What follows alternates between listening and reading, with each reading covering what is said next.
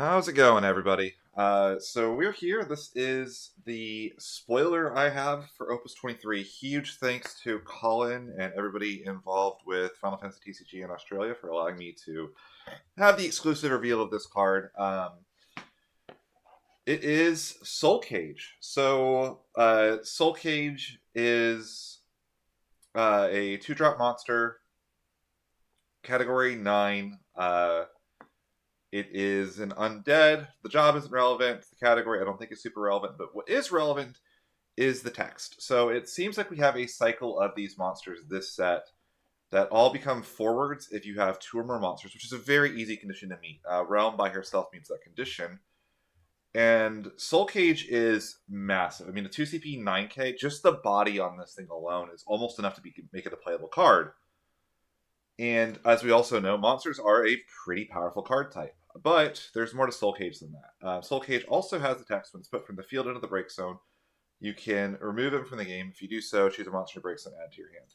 So he also kind of acts as monster recursion. So not only is he this big 9K beat stick when he's when you have the two monsters, he also floats if your opponent gets rid of him, which is actually really really powerful. Obviously, the immediate homes for this card are with something like the Realm deck that Tori Kelly pilots. But there's also a lot of other implications. So first off, we have the other monster in the cycle we've seen, which is the Black Widow. If you control two or more monsters, it becomes 8,000 power, and then when it attacks, you put a monster you control in the break zone to do 9k to a forward.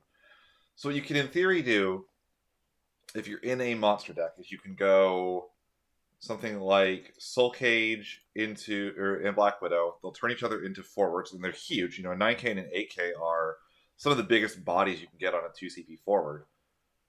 Then you can attack with the Soul Cage as a 9k, and you can swing with the Black Widow, shoot something for 9k, and get something back. I mean, like the sheer value that these two cards provide is actually like well and above, almost something like even an Ignis.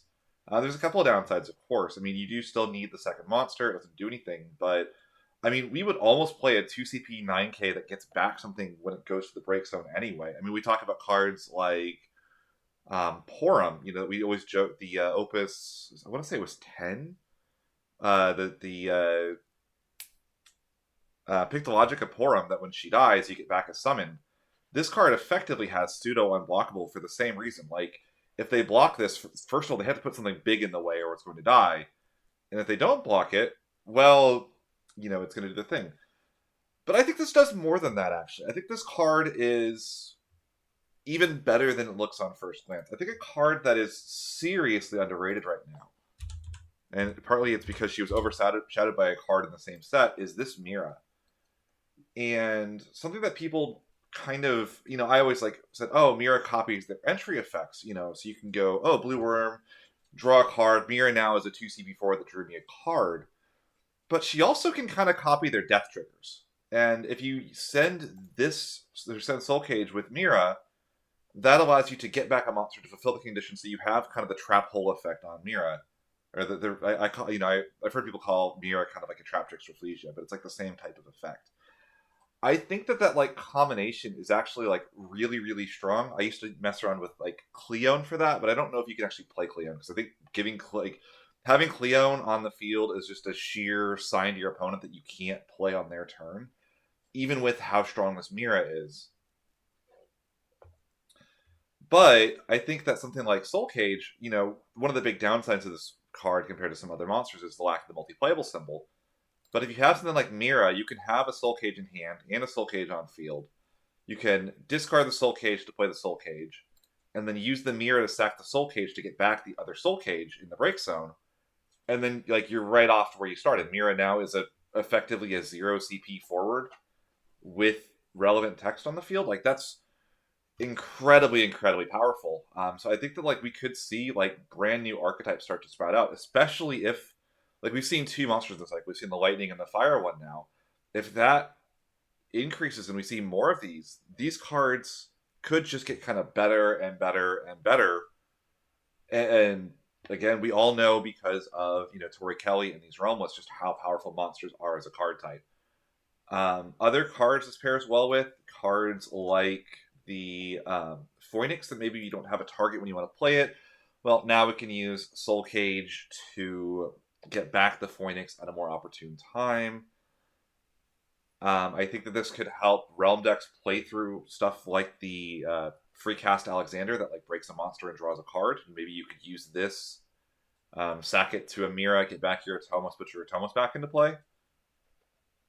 Just so much potential for this card. Like usually when I talk about cards that I'm given on spoilers, you know, a lot of times I don't get the strongest ones, and I talk about them in like a draft setting. I mean, first of all, this card is crazy strong in draft. I mean, the monsters are so cheap and so good, but also like I think this card has like legitimate constructed implications in fire decks, in realm decks, in monster decks. I think any deck that can generate fire and plays monsters is going to be playing at least one copy, if not two, of this card. And I could see like decks that are very heavy on this mirror going all the way up to three.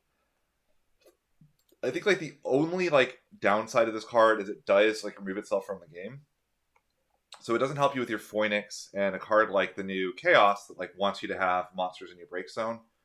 It doesn't play super nicely with those. But I mean, I think the upside of the card is so high that there's zero doubt in my mind this card will be seeing some constructed play somewhere.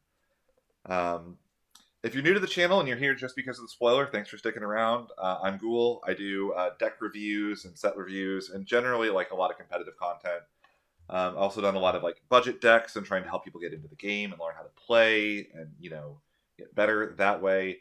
I also do a lot of like speedrunning, weirdly. So you'll see me on the channel doing some stuff like the Runs With You speedruns in the near future and similar types of stuff. Follow me on, you know, hit the subscribe button down below, or you can go on twitch.tv/ghoul02. I'll stream there. I'm working on getting dual streaming set up where you know I'll stream to one, you know, to both sites at the same time. But I do need to be doing more of that. The move and getting resettled and all of that has taken a lot of my time. So, but yeah, I hope you guys enjoyed this. Thank you again to Final Fantasy TCG Australia for giving me the opportunity to reveal this card. And yeah, I will see you all in the next one. Thanks for watching.